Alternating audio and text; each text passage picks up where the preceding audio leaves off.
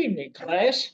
We're going to launch into the second module, or I guess it's actually the third module, if you're talking about your syllabus. But before we launch into that module, I want to just recap quickly some of the concepts or maybe some of the takeaways that you may have found from reading Kenneth Arrow's article. And what are the, I've had several students ask why I assigned Kenneth Arrow's article, but I think no matter what the discipline or what the subject matter is, if there's an opportunity to talk about the historical significance or kind of where we've been and where we are now and kind of where we're going, it actually provides some structure to the class and an idea of what we're looking at. And when we're talking about Kenneth Arrow, at least when I was in graduate school, it was required reading, not only for people in the economics class and finance class, public health. A lot of the MBA students took the class, kind of like MBA students, all MBA students, at least when I was in graduate school, had to read The Art of War, and because of the way it tied into the MBA programs. But Arrow, while economists at the time argued that it was kind of the seminal article, it was the turning point in the way healthcare is provided. And I'm not sure that looking back on it that you could define it maybe that way, but it definitely was a significant article. And it almost had to be given the way things transpired or some changes that happened around the time that he wrote that article or published the article, because in academia, sometimes it takes a while to get articles published. But my guess is Arrow started his research in the late 50s, maybe early 60s, because it was published in 63.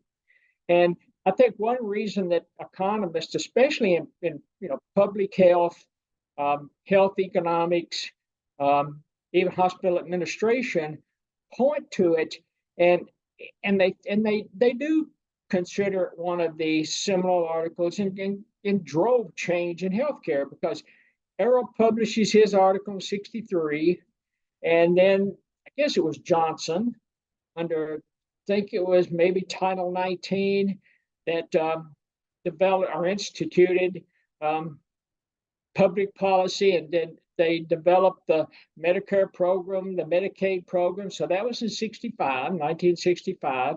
So Arrow publishes his article in 63, 65, signed into law is this Medicare, Medicaid to provide healthcare goods and services for an aging population, and on the Medicaid side for kind of the disenfranchised, underprivileged individuals that might not have access to healthcare. And then I think it was in 66, you had DOD implemented Champus, and I think it was in 95, it changed its name into TRICARE. So that's kind of the driver of Arrow's article. Is it is important, and then that it published about the time that there were some significant changes in healthcare and the way healthcare was provided. To me, maybe one of the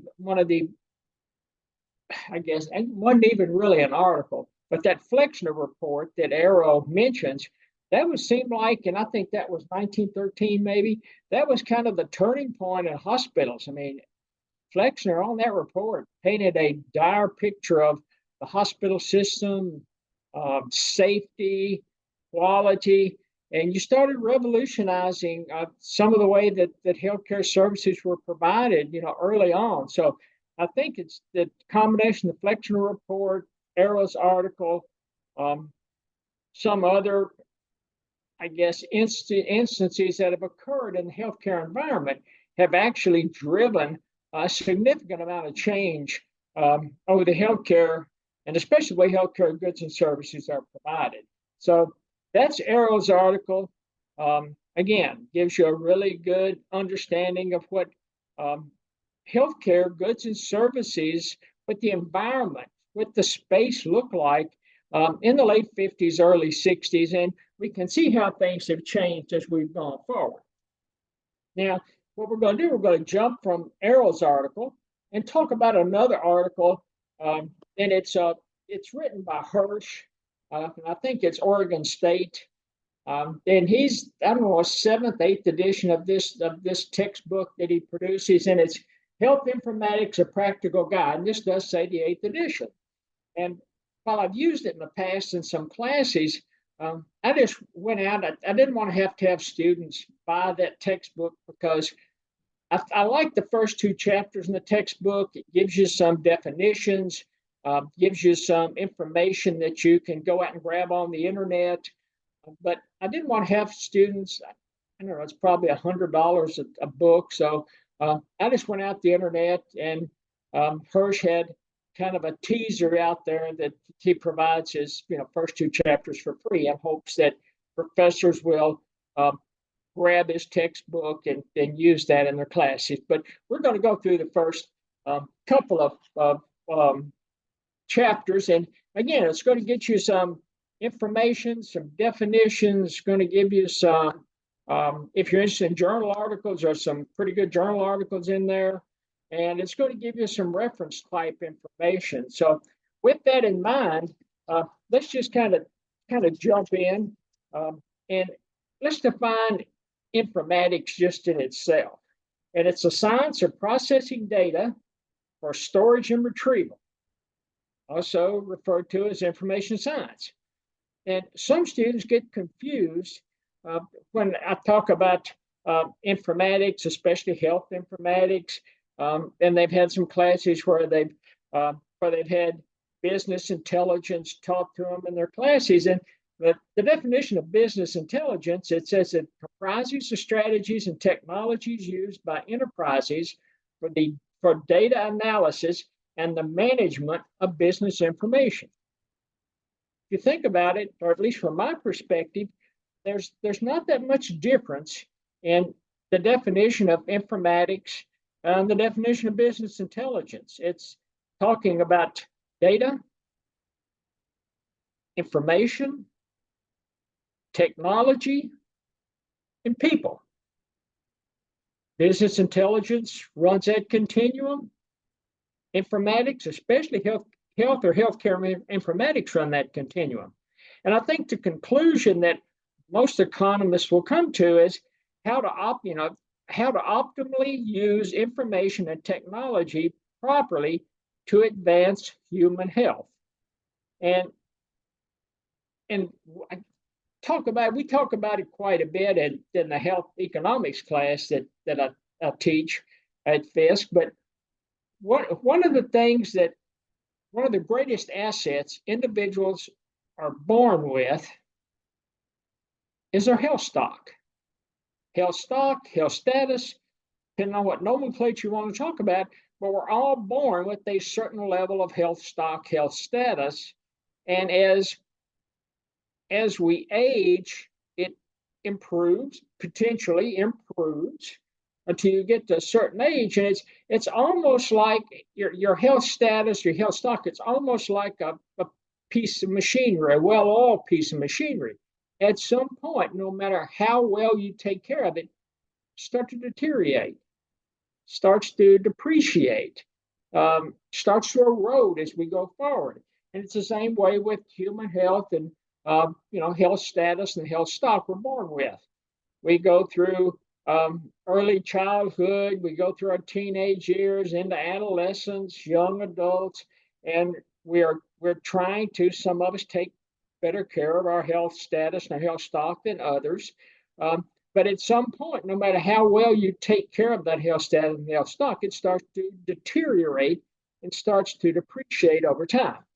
But that's what we're talking about when we're talking about health informatics, is we're trying to use technology and human understanding in such a way that we're going to provide a method, or maybe multiple methodologies, for individuals to optimize their health status as they go forward. And again, if you go back to your econ classes, and we'll talk about this a lot going forward, go back to your econ classes. What are the three pillars of economic thought? Opportunity cost, self-interest or optimization, making decisions at the margins. Impacts all of us in our daily lives, every decision we make. Those three pillars of economic thought. If you get up in the morning, and I'll just give you an example. So you get up in the morning and you don't feel the best. The weather's nasty. It's been snowing. It's really cold, and you get up in the morning, or maybe let's say you get up on Monday morning. So you get up on Monday morning, and you're sitting there on the side of your bed, and you're trying to figure out, I just don't feel that well. Do I go to the doctor? Do I lay in bed and drink fluids and take some aspirin or Tylenol or Advil and see if I can't ride it out? Do I try to go to class? And what you're doing at that point, you're sitting there and you are outlining what your potential decisions be. You can stay home, miss a day of class. You can stay home, not go to school, go to the doctor. If you can't get into your doctor, you can go to the emergency room, you can go to urgent care. But you as an individual, you as a consumer are going to be making those decisions. And as we move forward with this class, not only we're going to talk about the role of individuals in health economics, or individuals in business intelligence, or individuals in biomedical health economics, or health informatics. But what we're going to do is I would like for you not only to understand what these types of professionals do on a daily basis, but it's also going to give you information that if you don't go into the healthcare field, you're going to be better prepared to make these decisions, even if you go into another field of study. And again, when we're talking about biomedical and health informatics, and the acronym that is thrown out in this text is BMHI, and is sometimes just abbreviated to health informatics. And it talks about individual health, talks about healthcare, talks about public health, because the government can't help themselves. They're always going to dabble in trying to change the way that healthcare goods and services are provided. May get into some research in biomedicines, some research in healthcare in general, may get into academia, a lot of private sector opportunities. But again, at the end of the day, you're trying to integrate people, information, and technology. And while some courses, as we go through this, might try to get into writing code and helping you be a better programmer, but I'm not going to really go down that rabbit hole on how to write code, because I want to teach you. I'm going to take a step back, even farther back than writing code. I want you to understand where the information, where the data comes from, how you take that data and turn that data into meaningful information. Because again, why do we want information? It doesn't matter if it's healthcare or any other business entity that you decide to go to work for. Uncertainty is a killer in business. It's a killer in business intelligence. It's just a killer just in general. And that's uncertainty. Remember, Arrow talked about uncertainty in his article. But uncertainty is a killer, especially in healthcare. And what does information do? Information transforms uncertainty into risk, because you can manage risk, at least manage risk to a certain extent. So that's the role of information. Information transforms uncertainty into risk and gives individuals and companies the opportunity to mitigate, at least to some extent, the risk associated with the business decisions they make. Now, you will get out, and if you decide to go kind of the health informatics route or any other type of analytical route in your professional career, the company that you work for is going to have a set of analytical processes, software that they utilize. And once you take a job in a company, they're going to teach you how to use that software. They're going to teach you how to utilize the processes they use, the analytical processes. Uh, you may be using SAS. You may be using business objects, Cognos, Alteryx, Power BI. It's going to depend on what operating system they have and how they like to have data transformed into information. And as you switch from one company to the next, you're probably going to have to learn new systems.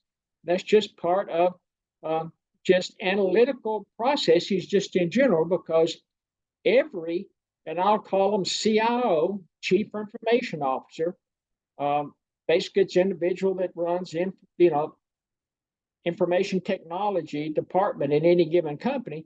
They're going to have their own sweet spot. They're going to have their own preference as to what analytical software you decide, or they decide for the company. And as you go on as an individual, that's the software that you're going to have to use and have to learn to work with. So because it's going to vary so much, I'm just going to set that aside, and we're going to get a little farther down in the nuts and bolts as we move forward. As we talk about the history of informatics, the text at least references two. One's a German, Karl Steinach, in 1957, and then the Frenchman, Philippe Dreyfus, in 1962. Those seem to be the two kind of drivers, at least in the European section, that started driving toward informatics.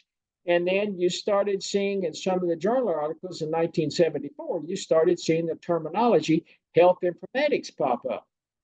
And as I walk through the first, this is still in the first chapter of Hershey's text, it seems to me that when it comes to health informatics, you've got kind of three main categories of health informatics. You've got bioinformatics, which is at the cellular, molecular level. You've got medical clinical informatics, which you're talking about more kind of personalized. You're talking about focusing on issues that are, at least medical issues, that are impacting a group of covered lives, let's say, or a group of patients. And then you've got public health informatics, and that's more like, population health. And so those are kind of your three broad categories. And as we go through the course, we're going to get into each one of them. Maybe not so much the bioinformatics, but we're going to spend quite a bit of time talking about the medical and clinical informatics. We're going to talk quite a bit also about public health and kind of informatics. And then the text talks about the American Medical Informatics Association, AMIA, and again, academics especially, just like the government, they love acronyms. And the end result of individuals that function within this association, the end result is to improve human health. They use computing technology to augment human cognitive abilities rather than replace them. And I've worked in healthcare for several years. At Aetna, developing provider networks, doing medical informatics type work. Moved on to HealthNet, which is now Centene, and their managed teams, directed teams of medical informatics and medical economics. And what you're talking about there is trying to grab data, especially when I worked at HealthNet, grab data, bring it together, and then provide information across a wide array of users or consumers within a health plan. And you can't segment the ability to write code from the ability to understand the data, understand the information, understand what individuals need to maximize their ability to do their job. Core competency of modern healthcare professionals, and it is a core competency. You have to understand the information that is being provided, and it doesn't matter whether you're generating the information, whether you're in a network management position, a medical management position, because you have to understand what questions to ask the coders. So you have to perform almost like a business analyst. You have to understand the data enough that you know which questions to ask. When you get the results back from the coders, you have to understand, be able to, I guess, review the information and make sure it makes sense to you and make sure it's going to accomplish the result that you need.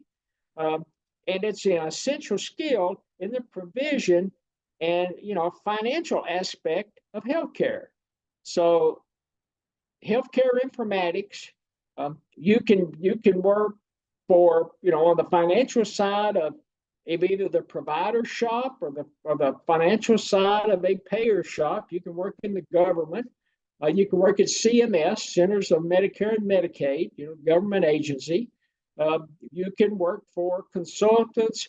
They're just a wide breadth or a huge opportunity for individuals that have the skill set to function in a health informatics environment.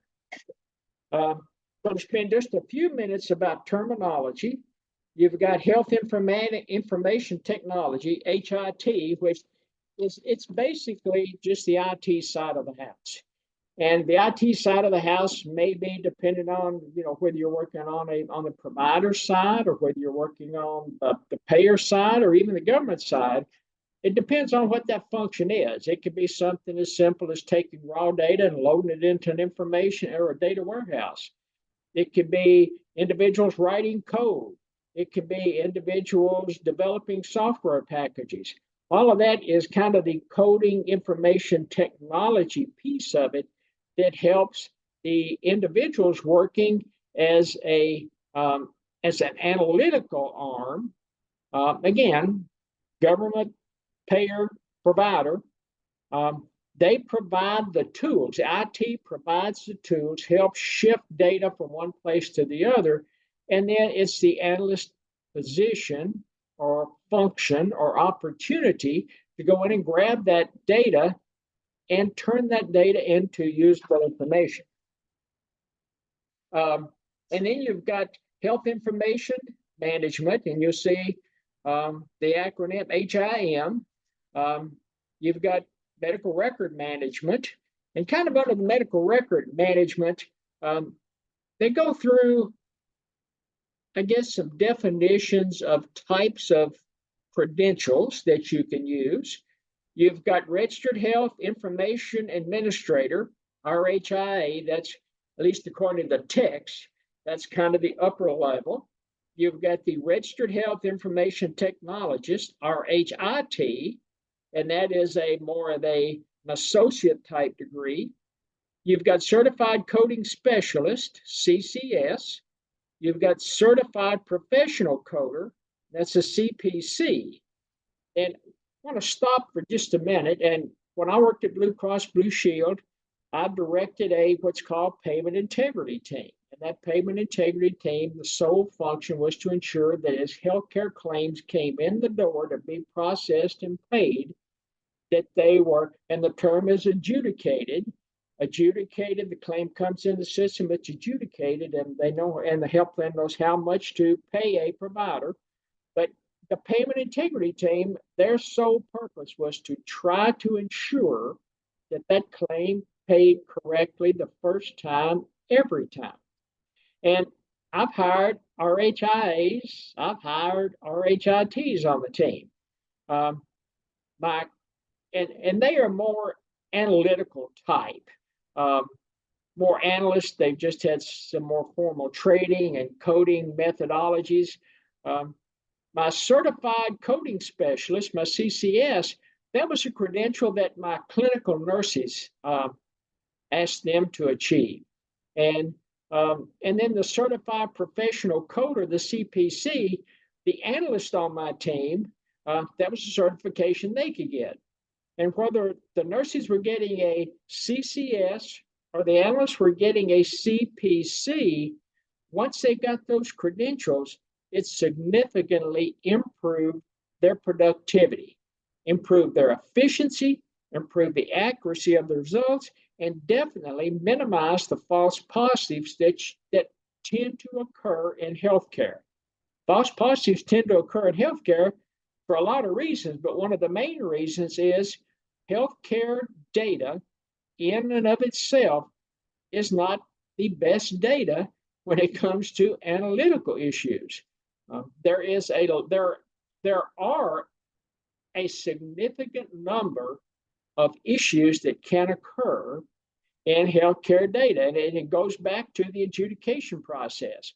It goes back even farther. It goes back to how the provider bills the claim, how the health plan adjudicates it, and how the dollars go out the door back to the provider. And as we go through the semester, I'll start tying and start connecting the dots, and how the CPC and the CCS, the RHIA, the RHIT, how they all fit together within not only my payment integrity team, but similar types of credentials and professionals you saw in internal audit, you saw in clinical side, medical management, you saw in the network management side, those individuals building provider networks.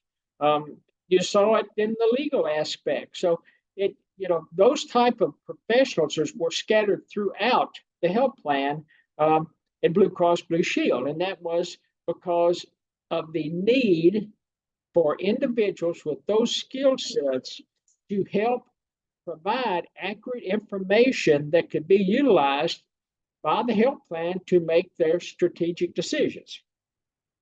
Couple of other, and it's interesting, a couple of other definitions they throw out: telemedicine, telehealth, teledoc, and these are types of healthcare goods and services that are separated by time and space.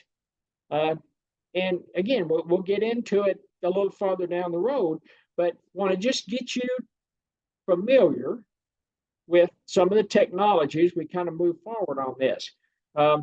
You've also got evidence-based medicine, and we'll get into that. It's more on the clinical side. It's more on the provider side of the house, but it's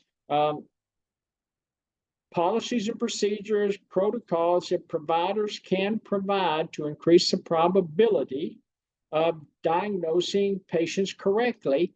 And a lot of these policies and procedures and protocols are based on historical evidence. You've got, programs called patient-centered medical home. And that was a type of program that was really pushed by CMS probably 2013, 14, 15 is when you started seeing it in the healthcare market. And that was a program where a provider would take a patient on and follow that patient across the complete continuum of care. So that's why they referred to it as the patient-centered medical home. You'll hear not only will I talk about it going forward, but you'll read about it in newspapers, or if you or documents or research articles, you hear them talking about electronic health record. The older term you'll see is electronic medical record, but those are medical records. If I'm sure that I can't remember the last time that I went in to see a doctor that they were still charting with pencil and paper. Now you go into your provider, and not only does the tech roll in to take your blood pressure, take your pulse, ask you why you're there. She's he or she are typing that information into an iPad or into a computer, and some of the nurses now have these rolling computers on wheels that they roll around from one exam room to the other, and they're typing information in. And what it's doing is it's storing that information in electronic format. Again, electronic health record, electronic medical record. And just myself as an example, I'm with Piedmont Healthcare here in Atlanta, and once I'm in the system, and as long as I'm at within the Piedmont system, any physician can access my electronic medical record. They can tell when's the last time I went to the doctor. They can tell what's wrong with me, tell when the prescription's, provided. Then it's a way that, you can track it. And once it's within that, now you can take and providers, especially health plans, can become members of health information exchanges, HIEs. And if as long as there are security issues in place or security protocols in place, that information can flow from one provider group to the next. And it's almost like your medical record is just following you through the internet or through the ozone. You've got the National Institutes of Health, which government agencies that drive a lot of the research and a lot of this evidence-based medicine. And that's, again, government agencies, so funded by our federal government. You've got data science, and they talk about the science of learning from data. And I've noticed over the last, say, 3 or 4 years, everybody that's been working for years in healthcare informatics, now all of a sudden they want to be a data scientist. I want that to be my title. So data scientist now has become the catchword. And if you go back and look, and I think it's in chapter 1 in those sample first 2 chapters, the authors provide a list of, job titles. They don't get into the job descriptions, but they provide listing a fairly significant listing of job titles. And so you take those job titles and get on Indeed, or you can, if you're on LinkedIn, you can take those job titles and get in LinkedIn, and you can find a lot of very lucrative job opportunities out there just playing around with those job titles. You'll hear, especially talking heads on TV, they all want to talk about big data. What's healthcare doing now with the big data they have? And basically, they talk about big data, and it's referred to big data because of volume, velocity, variety, and variability. There's almost now so much healthcare data out there that it gets to the point that it's overwhelming.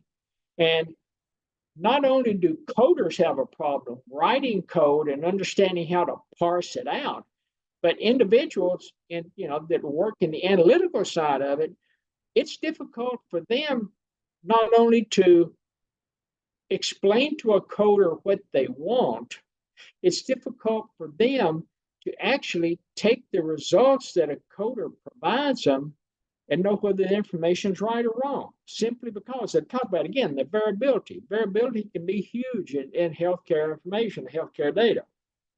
You also hear them talking about artificial intelligence, talking about machine learning. In machine learning, to me, is if you've ever had a linear regression class, machine learning is nothing more than just structured linear regression. Artificial intelligence is, and to some degree, machine learning, they are using huge stores of data, back to the big data. They're using huge stores of data to learn from the data and to provide protocols and policies and procedures that will make healthcare entities more efficient. Data science and information, informatics more engaged in healthcare, research, and other areas. So when you're talking about data science, healthcare informatics, you're more focused on the healthcare environment and the healthcare space. And you talk about the continuum, and again, you've got the continuum from the raw data to the information. So raw data, the coder's grabbing that raw data, writing code, generating information. Information's passed on to an analyst. Analyst working with maybe others in our organization are trying to turn that information into knowledge. Information gives meaning, knowledge, provides understanding and applicability. And then the authors actually ask the question, is wisdom a fourth term? Knowing how to apply knowledge provides the why. Remember, information should drive the who, the what, the why, and the where of a question or a process or a strategy. That's why information, and that's why that's why the authors talk about is the fourth term, should it be wisdom.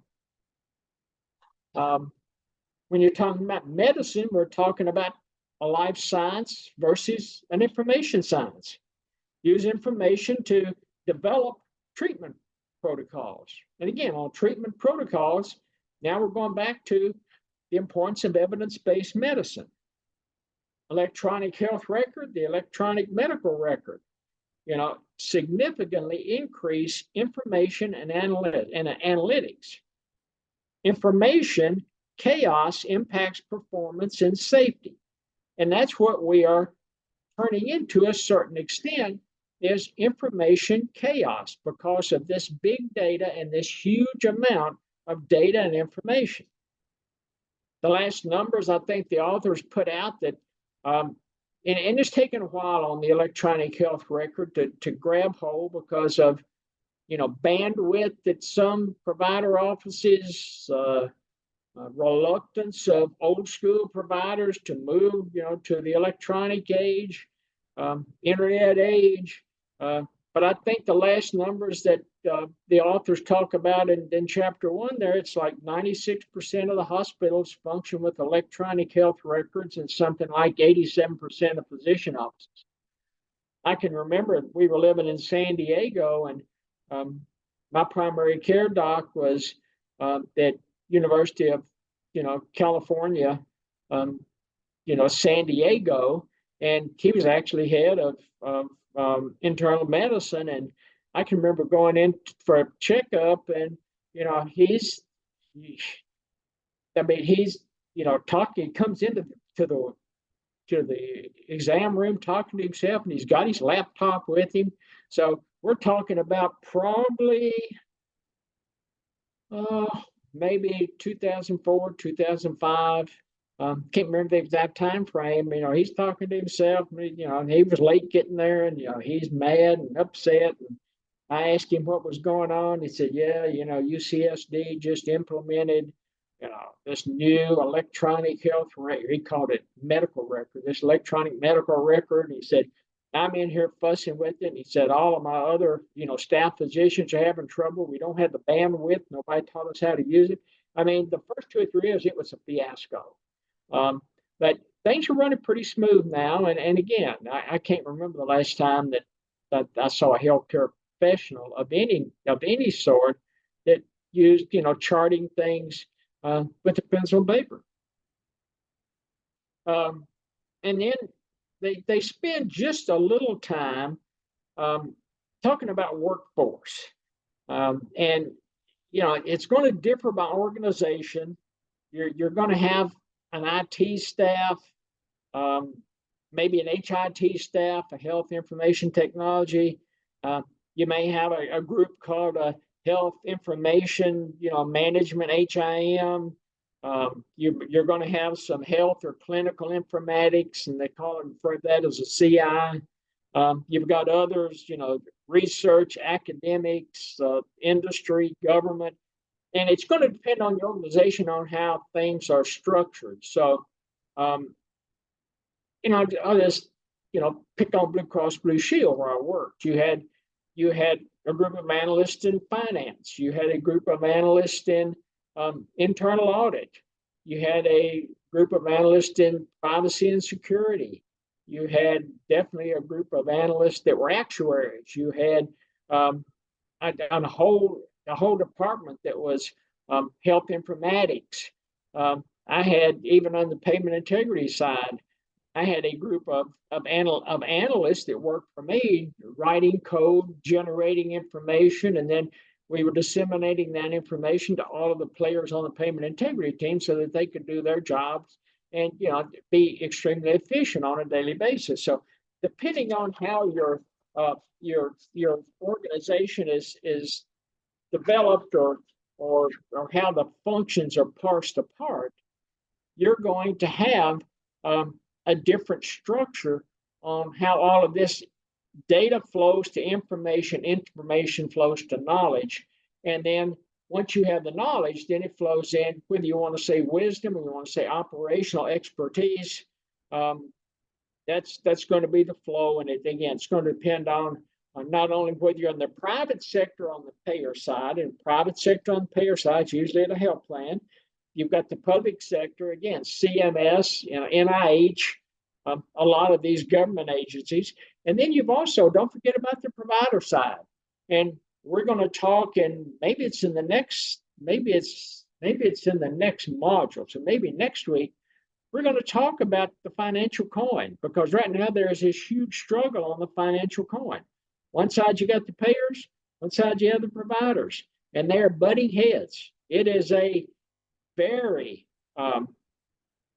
tense situation between payers and providers, or who's going to take control of that financial coin. And I think as we go through the, I guess 15, I'm trying to think, 15 weeks in this semester, we're going to spend a lot of time talking about the impacts and trying to figure out who's managing or who's grabbing control of that financial coin. One other thing that you will hear me mention multiple times is anytime if you're in a healthcare environment, and not only just in a healthcare environment, if you are out in the business world, healthcare or otherwise, and you are trying to determine what is happening or why things appear to be either in your market, your industry, or let's say your direct supervisor comes to you and says, I need you to tell me why this is happening. Why is this impacting our profit line? Why are our profit margins shrinking? Why can't we manage to maximize economies of scale like we have in the past?